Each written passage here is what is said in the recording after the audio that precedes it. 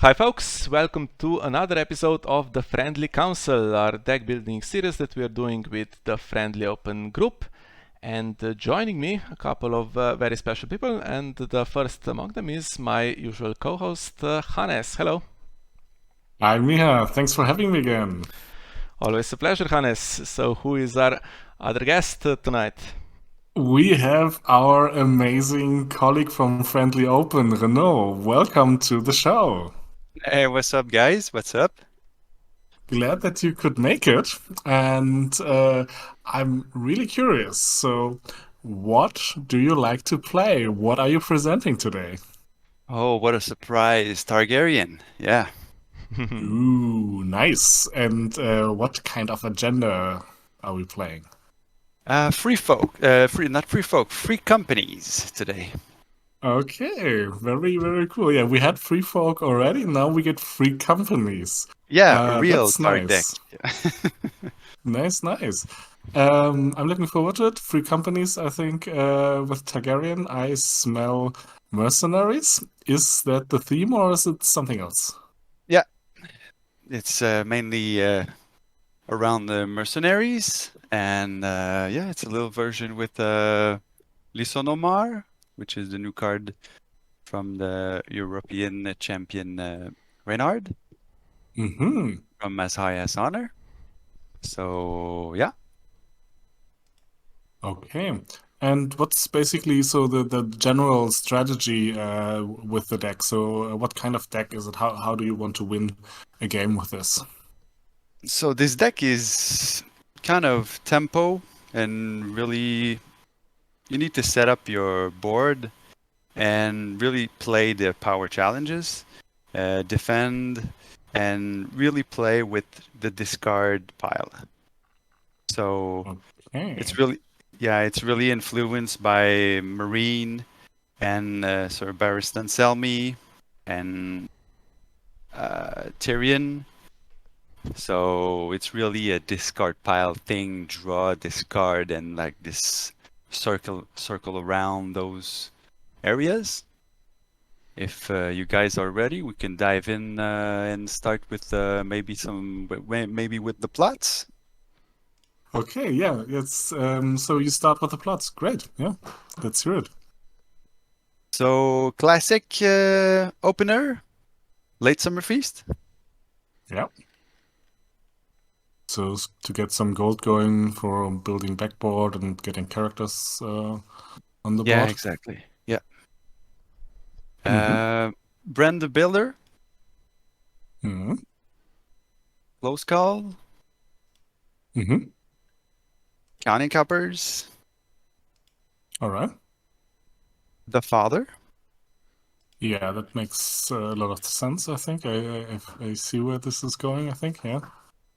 Pointy End, Oh, interesting. Okay. and the Harris. Okay, cool. I would say it's a very, let's say, standard plot line, right? So Yeah. there's nothing super special. Pointy end is, I think, a nice touch, but apart from that, nothing is especially weird going on here, right? Yeah, exactly.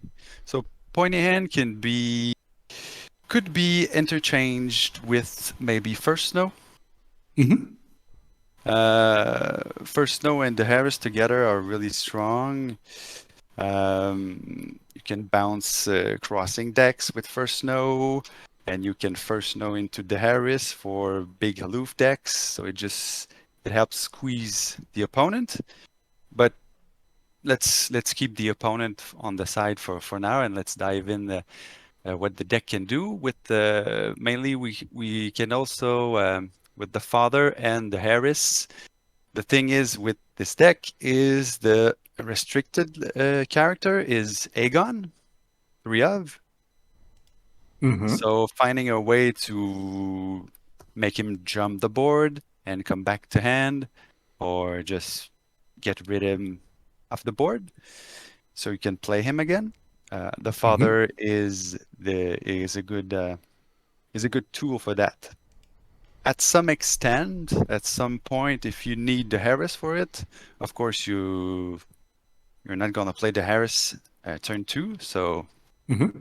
you want to wait with your Daenerys as long as you can, or depending on your opponent's board or presence. But yeah, the father is a great plot to help you recur Aegon on turn 2. So mainly late summer feast on turn 1 and the father turn 2, but this might change depending on the cards you get and the opening hand, the setup. It might go late summer feast, Brandon Builder, the father, or Hmm. late summer feast, the father, Brandon Builder. More or less, it goes around those 3 plots. Okay. Yeah. So, and with Aegon, it's of course one of the key piece as a character. And what do you build around him? What kind of mercenaries and other characters do we see? Yeah, the main trigger, usually the trigger for Aegon was Dario, but now you want to go with gold stuff. So Vargo Hoat, 3 of, Yeah, is your main target or your main engine, let's say. that makes sense. And Yeah. yeah, and there's a little tweak or a little tip here for when you will play this deck. You can marshal Aegon if you already have Vargo Hoat in hand, and marshal Aegon, get Vargo into play, stack Besto into him, and just put a dupe on Vargo Hoat in marshalling. So Nice. Yeah. yeah. So for new players or maybe players who have not played Mercenaries, this is a little setup you wanna go forward and start your engine with Vargo Hoat. Because Vargo Hoat will then be able to feed, or at least to help Tyrion. Tyrion from the Jade Sea. Mm-hmm. You want to go 3 of. And the little trick with Aegon and Vargo that does help you set up the board, especially if you're first and your opponent didn't marshal any begging brothers. There's no cancel against you. So instead of putting Aegon in shadows and jumping in Vargo Hoat later in the challenges phase, you want to set up your stuff. Right, and this basically works with any unique mercenary, right? So do you ever do it with other characters or just with Vargo? Mainly with Vargo. You can do it with Dario also. Maybe later on, maybe turn 3, if you did the father turn 2 and take back Aegon, and you can jump in Dario also with a dupe. But in the first turns, well, at least turn 1, if you have already a Vargo Hoat in hand, you can Aegon directly into play and in marshalling and take the dupe on Vargo Hoat. You'll save a couple of gold. You'll save some cancel. Of course, playing against Greyjoy, well, we already know Vince will be there, so it's always a shitty card, yeah. So All right, so you have Vargo and you have Tyrion as two key mercenary characters, and Tyrion can bring one in, Aegon can bring stuff in, and you mentioned already that Dario is not super central, but that you do have him in the deck. How often do you run him? a 3 of. Yeah, he's still really good, right? Yeah, exactly. The deck relies on the discard pile, so Dario, you don't want to marshal him necessarily. You want to mainly Tyrion will bring him into play. Yeah, that Yeah, sounds right. If you yeah, have too many of the big guys on the board, right, that you're also vulnerable against resets, I guess. yeah, and your own the Harris, so Mm-hmm. you want to tempo the thing out, and don't be scared to. We'll dive in the locations later on, but don't be scared to ditch a copy of Dario into the discard with Marine, because you'll get it back in with Tyrion or Aegon. We will see not mercenary, but Merenice's Market. So you can always put your stuff back into your deck if you need to Aegon a trigger. Yeah. Very nice. Do you have other big guys in the deck apart from Dario? Yeah, so let's go with the 3 Barristan Selmy from For the Realm. Oh, nice. So basically, one key non-mercenary card as well. Yeah. He's super strong, right? Oh, he's amazing. He's amazing, and he can feed your discard pile, which we will see later on what we can do also with the discard pile, and other discard effects. Yeah. Going forward with that, yeah, the Begging Brother is one of. This is a slot where we can have a discussion around, is it 1, is it 2, is it 3, depending on your playstyle, depending on the meta, depending on what you're playing against. Yeah, it's a mercenary deck, so it's not a big-ass cancel deck, so this is a debate we can have. So for players who are more comfortable with more cancel or more control, you could go to Begging Brothers, but for this list now, it's a one of. Yeah. Yeah, personally, I'm always a minimum 2 Begging Brothers guy, but I can totally see the point of using the slot for something else as well. Yeah. Right. One of Lil Chud Brown Ben Plum. Yeah, very cost efficient. Yeah. 2 Freedmen. Also nice from the discard pile. And followed by the Freedmen, the Golden Company. 3 of. Oh yeah, I think it's a really strong card, and it plays really well. You know, it gives another renown option for Vargo, right? Yeah, And it's exactly. also a card that can save itself from going back to hand if you do the marshalling trick with Aegon, right? If it's necessary. There's a timing. Yeah, there's a timing in the marshalling. I think we will need to check the rules on that, because Aegon comes into play at the end of the phase, and there's an interrupt. We would need to check the rules for that. Either the rules are good, or I don't remember the scenario, the situation, or it's on the Iron Throne. There's something. I think there's a little bug. Yeah, it will cause some problems if things happen simultaneously. But Yeah, just exactly. rules-wise, so Aegon puts a character into play, and then at the end of the phase it returns it to hand, and that would mean it would happen later than Golden Company. There's really no conflict here, because it interrupts itself being returned to hand. So whatever the timing point is, it would work. So the problem is when you have multiple characters going into the hand at the end of a phase, and then you need to make sure they go in the correct order so that the Golden Company is still in play to save something else.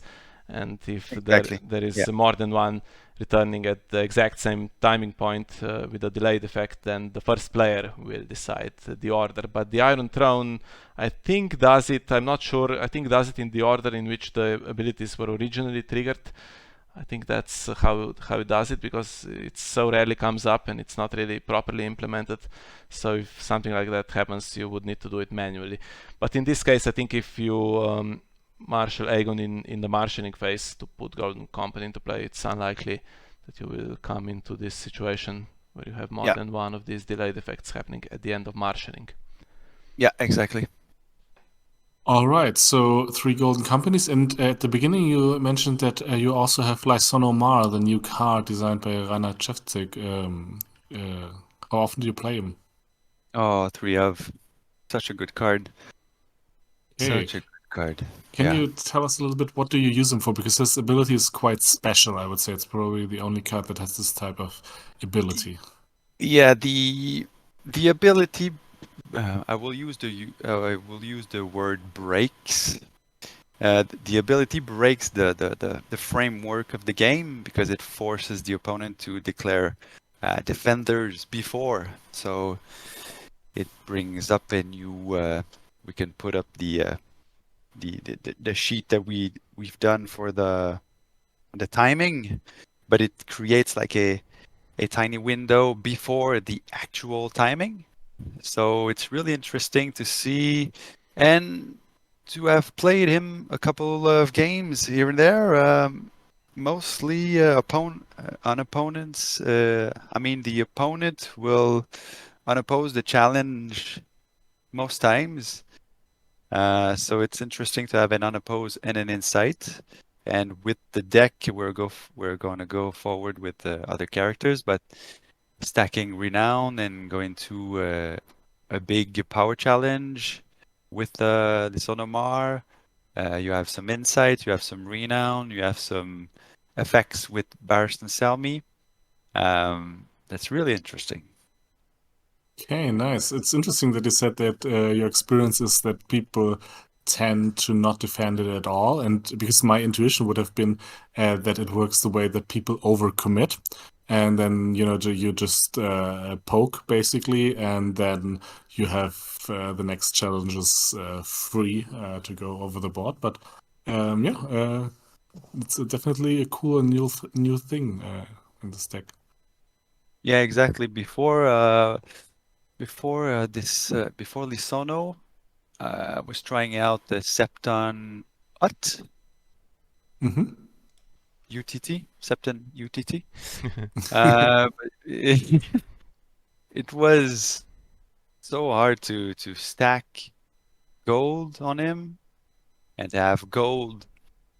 It's possible in to set up your board in going forward with multiple gold on unique characters, but it was too much work for the one gold extra on Lisonomar to have insight and the funky, cool ability that he has. So yeah, I think Septon Ut is out of the picture. Oh, interesting, interesting. Yeah, yeah, it's always good to hear that, and maybe for those listeners who are new to deck building, um, it really depends on your play style. So I had also, as a mercenary-ish deck type built together with a friend, and we went exactly the other way around. We tossed out Lysan Omar and kept Septon out, also for a couple of different reasons. But this is always, I think, super cool to hear. That there can be different approaches to the same deck type, and that it Yeah, really also absolutely. then depends that not one card is per se always better. So that's really nice. Yep, absolutely. So Okay. going forward with 2 second suns. Yeah, really, really cost efficient. Two Shagwell. Hmm. So Shagwell is known to be the card in the Mummers deck, but he's also a mercenary, so he can have some interesting keywords. Hmm. Target Loyalist, 3 of, Yeah, makes sense. and 2 Viserys Corsets. Okay, so for attachment removal. Oh yeah, Yeah, nice. always. So that would be 34 characters, if I count correctly. Yep. Hey. I would go forward with attachments and Hmm. events. Hmm.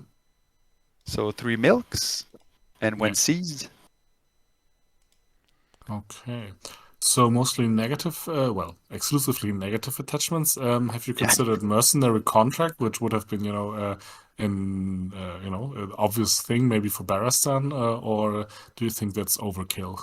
Oh no, it's a good card. It's a good card. So if you want to play it out, you can slide one in. It's extremely good. If you're second, maybe if the deck, if the plat deck were maybe more on the maiden, and you're going second, and you want to put some mercenary contracts on the opponent, and then put into play your Dario and play defensive, but keep your Dario up so you can attack and steal the opponent and trying to steal some renown to close the game. It's always fun. Yeah, it's a good card. Okay. And for events, what do you play for events? So both three of our word is good as gold. Another jumper event. Nice. And the generosity event, Yes. which That makes wasn't sense. played before this agenda. Yeah. Okay. And what about the other mercenary event beneath the gold, the bitter steel? Have you considered that one? I always take it out, weirdly. Yeah. So it's I even basically, it would be against negative attachments. It gives some renown, which you probably don't need. And I think it's probably only very, very strong if you have 3 gold 3 on a gold or mercenary. more. But yeah, Yeah, because then you get additionally intimidate and insight for a phase. And yeah, the exactly. question is, does that happen too little for you, or why did you check it out? Yeah, too little. Mm. Each time that I have this card in my hand, I have the feeling that I should have something else, and it's not the appropriate time to have that card. It's a good card, but yeah, it feels always not the appropriate time to have it. Yeah. Yeah, yeah, I get that. It's also it's amazing if you can play it on Tyrion and he has, you Oh, know, absolutely. stealth and renown and insight and intimidate, and you can Of copy course. it with Vargo. It's But yeah, if crazy. this only happens every 5 or 6 games, then yeah, it's probably better to use the slots for other cards. Yeah, exactly. Okay, then we have locations left as the last part, right? Yes.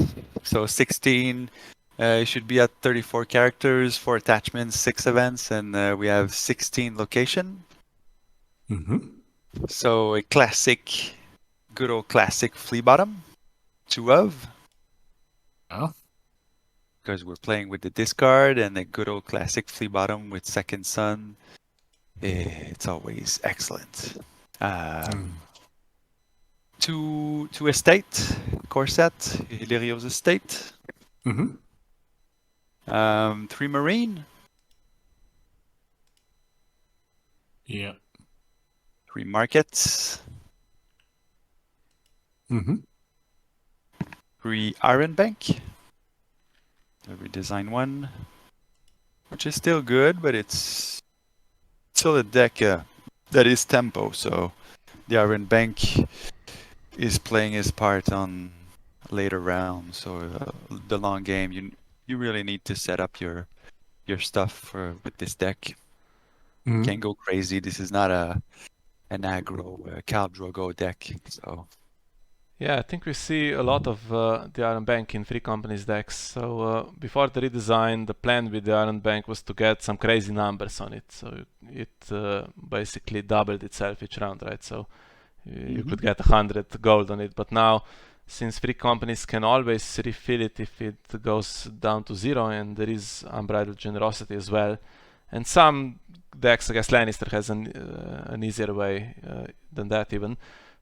They can get gold back on it, so you see players just spending it sometimes if the money is tight, and then just do Free Companies in the draw phase, for instance, the following round, and goes back up to 2 immediately. So what's your typical strategy? Do you basically use it as a default +2 each round, or do you try to get it up to give you +5, in round 4 or 5 or something like that? yeah, if you're still in the game at round 4 or 5, you want to stack it up. You want to tempo it out so you can have the maximum value out of it. And with the Free Companies agenda, you can set it up. It's really an advantage, right? So else often you would not want to do that, right? So it's a dead card in setup, and as a one cost non-limited card, it becomes actually quite useful in setup, right? Yeah, exactly. Hey, Yeah, with the agenda, you can before before before the marshalling phase, you can have a plot action and kneel your faction to use the free companies and put a gold on the Iron Bank, so you get it rolling right away. so Iron Bank is really nice. And what are the last three locations? The OP card from the core set, 3 Rose Roads. Very nice. 60. That looks promising. All right, so you have 60 cards, and I think I have a rough idea where it's going, but how would you basically advise to play? So, what's the general strategy that you go about with this deck? So earlier we talked about the turn 1, set it up. It's not mandatory, but you can marshal Aegon, or depending on your matchup, you can put him in shadows. But you want to set up your Vargo Hote, and depending on your economy and your first hand, your first draw, you want to marine if you have gold, right? If you have 2 gold left in marshalling, you usually don't marine. Even if you have Vargo on the board or Tyrion, if you have 2 gold left, but you're at turn 4 and the Iron Bank is loaded, now you can. So Marine is also a tempo card. You don't want to go into Marine just to go into Marine and just load your discard pile for no reason and get the 3 copies of Barristan Selmy in the discard pile. It's not the goal, right? So um, Yeah, interesting that you should oh, say that. So just today I played some practice games for the World Cup. I have to practice with my teammates sometimes, and I played Targaryen, and I am completely clueless with Mirin. I don't know how to use it correctly, and that thing happened all the time. And I just Mirined with I marshaled what I could, then Mirined. There was no gold for whatever was drawn with that, and it was just a complete waste. So I guess the important part here for you is the cost that you need to pay. So you discard one card from your hand, and this is not just the worst card in your hand, right? It's the one you want in your discard pile, because you can eventually get it back into play somehow with either with Tyrion or with Flea Bottom, for instance, or just yeah, exactly. Friedman maybe. Freedmen are the main targets. Second Sons, same thing, because you have Flea Bottom. Flea Bottom, you can put Begging Brothers. You can, like we said, we talked earlier, Dario, because he'll come into play with Tyrion. Or if you are low on gold, you put Dario back with the markets, and our word is good as gold in the challenge phase to put Dario back into play. So our word is good is only the top 10 cards, but even if you put Dario back under your deck, you usually find a good mercenary in your top 10 cards. So Yeah, seems impossible to miss in this deck, really. yeah.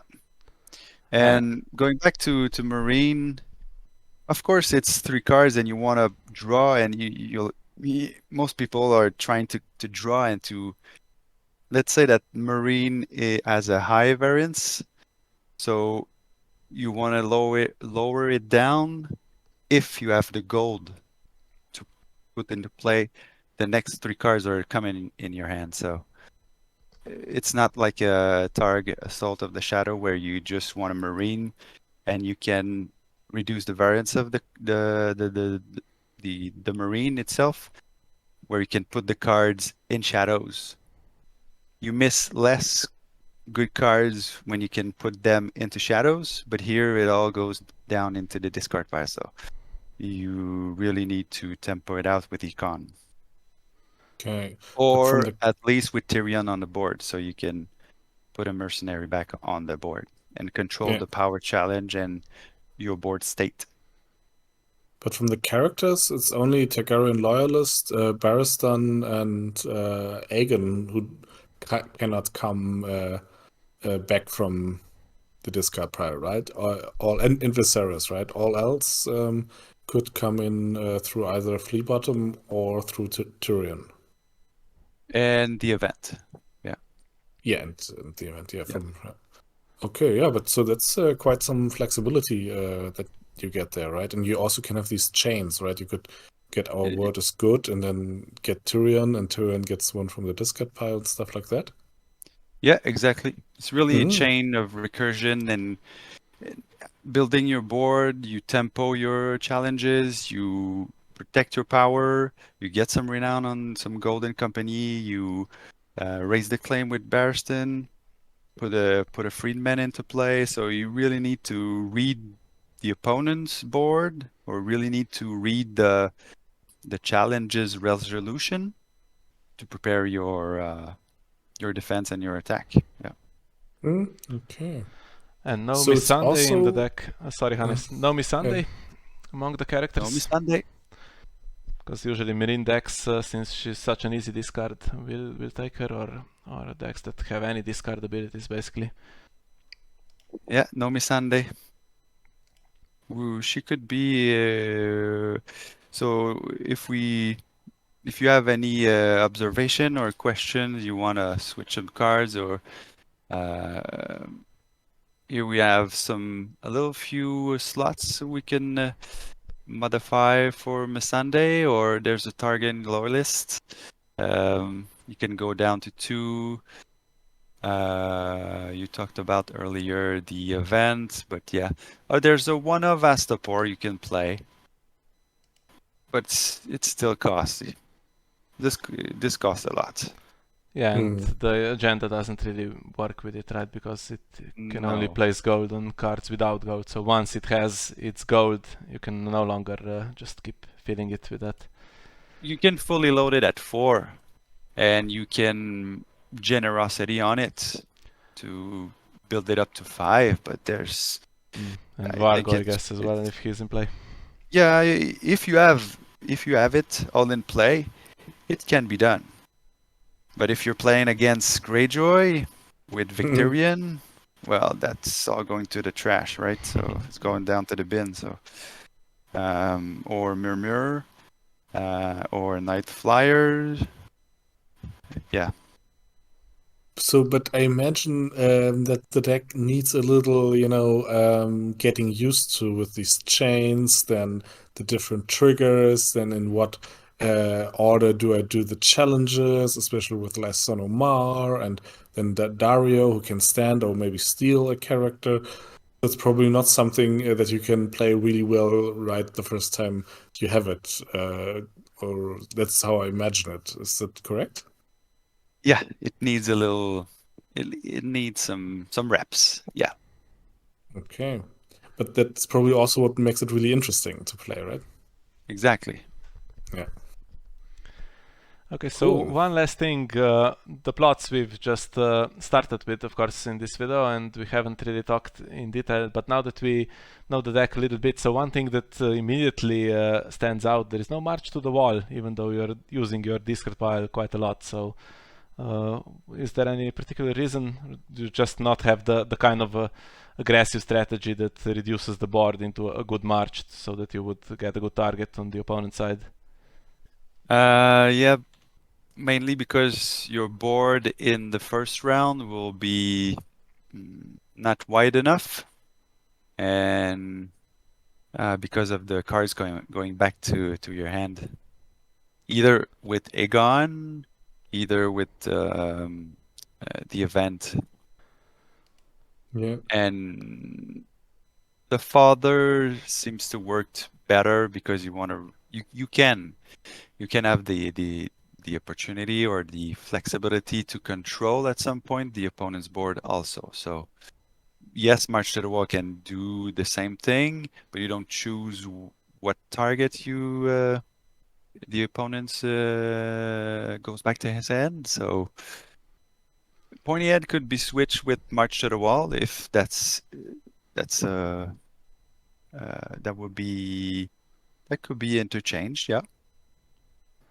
And So we then, talked about First Snow a little bit, so there is also Mad King's Command is an interesting plot that I think with a deck that can cheat characters into play in the challenges phase, when you go down to 3 and you could get, for instance, with Aegon into Tyrion, something like that, you could get a bit more bored. Have you considered that maybe? The worst matchup would be Tyrell Summer or Tyrell Many-Face God. So shitting the locations around and putting new Randall into play and putting too many characters into play with all the effects from the location. Mad Kings would, of course, be the perfect setup for that. The perfect reset. I mean, not the setup, but the perfect reset to control the opponent. And just like you said, if Mad King could be good to keep an event in hand and to maybe marine a character and jump it in with Tyrion in the challenge phase. This is something that would needs to be tested. Yeah. Okay. So, if you have a deck like Night's Watch Aloof, where they slap on these big characters on there, do you have enough power with your jumpers and the mercenaries to go against that, or is that a problem with the deck? I think that this deck is pretty solid against Night's Watch Aloof. Let's pretend Night's Watch Aloof is playing the big army and usually goes more intrigue icons than power. So with the power of the current deck, you are in a better position. Okay. And then you can also let them go first, intimidate one character, but then bring in others after they basically have had their challenges and hit back. Yeah, with all the jumping stuff you have and the event and flea bottom. Well, maybe not flea bottom if the army attacks because of the assault keyword, but all in due time you can also jump with Tyrion and or Aegon and or the event. Yeah. Okay. And something else, if you face off against a Targaryen mirror, but they are playing Evil Burn, can you withstand that because you have no event cancel? Leave. Concede and leave. Oh yeah, I feared as much. Yeah. Okay, so not ideal. No, there's no point. No, there's no point. Start Crossing will be if you're playing against Start Crossing, of course, you need to switch something for Snow. Yeah. I think it will be too fast, and I think even though you have some power icons, I think it will be too fast. Yeah. Okay. I didn't play every single matchup, but Night Switch Aloof is a good one. Start Crossing is rather a bad one. Tyrell Many-Face God would be at some point bad if the opponent has too many location and too much the reach to raise the claim. You can handle the a few turns, but the Tyrell deck is going crazy with power and yeah. You really need MKC in that situation. Martel 3-2-1 concede leave. Targ Prince against big aggro decks will not be easy, but if you can defend. Don't trying to Don't try to keep your Dario up. Just defend the military and keep your board. In this version, there's one of close call, so you have some sort of backup plan, and if you close call into the discard pile, you have also something going back into the deck. So that's an option there too. What else? You Well, can like Bara control with Neil, like Miha likes to play. I don't. It would be interesting to see because on the one hand, the jumpers would be hard to control. On the other hand, if the power challenges are really important, there Bara is strong, has many answers, and Melisandre can also trigger in challenges phase with the an event. three milks on Yeah, Melisandre on her. yeah, okay. Delena, well, there's no Oh, many. Yeah, terrible. yeah, that's why the three milks. You need some control if you're going second, or if you can be second, or at least just to control if you're playing against, let's say, Greyjoy, Filthy, Greyjoy. What else? Well, Greyjoy just plays Filthy, and they want to go first, so you just slap the milk on them. Make sure you can defend, because we do not so will hit milk. Yeah, there's some good answers to some decks. It's any Rains deck, you can control any Rains. Wait for your milk for Cersei, a Tywin, and you can defend the intrigue. You have a couple of intrigue icons in the deck. Make sure you defend the win by 5. Yeah. Okay. I guess Good. the Lannister deck, the Free Companies deck that goes crazy with the cancels would be pretty awkward, right? Oh, yeah. I would play some Targ Valyrian Steel against Free Company. Yeah. Alright, so we have quite an interesting deck here. So one thing we've had for many years basically now with Aegon, that strategy Aegon in the challenges phase into Dario. And it's interesting to see how this has now developed. So the design team has supported the mercenary team quite a lot with Targaryen. And I know some people would prefer the design team supported Burn, but this is the deck I think that benefited the most from the new cards. And now we have Dario in a situation where basically the whole board could be mercenaries, and he can, instead of stealing characters from the opponent, he can stand his own characters, and it's a completely different playstyle, and it's nice to see. And in the Greyjoy episode that we did quite a while back now, I talked about how the deck was using a lot of the core set cards, and it was quite friendly for beginner players. But this one I like for the opposite reason. So it's using a lot of the recent cards, and some of them, like the event, for instance, you don't see that often. So I think it's very interesting that we were able to present this deck today. Would you agree with that, Hannes? Absolutely, yes. Thanks a lot, Renaud. I think this is a really, really fun deck. Not super beginner friendly, but I think something where you can also really develop your skills upon, trigger here, trigger there, which is the right order. And it looks like it would be a lot of fun to play. It's a really fun deck. Yeah. Yeah, Okay. so thanks a lot for joining us. So for those that don't know, you've not heard Renaud before, but you have seen his work on this Friendly Council series, because he is the person behind those Friendly Council thumbnails that we have for each faction, which are really beautiful. So thanks a lot for doing that for us, and also for maintaining the Friendly Open website and the Discord servers. Great job with all of that. Thanks to you. Thanks to everyone for keeping the game alive, and keep playing. Absolutely. Thank you so much again for having our first real Targaryen episode, Thank you so much, Miha, for hosting it. And thank you all for listening. And we see you then in the next episode. Bye bye.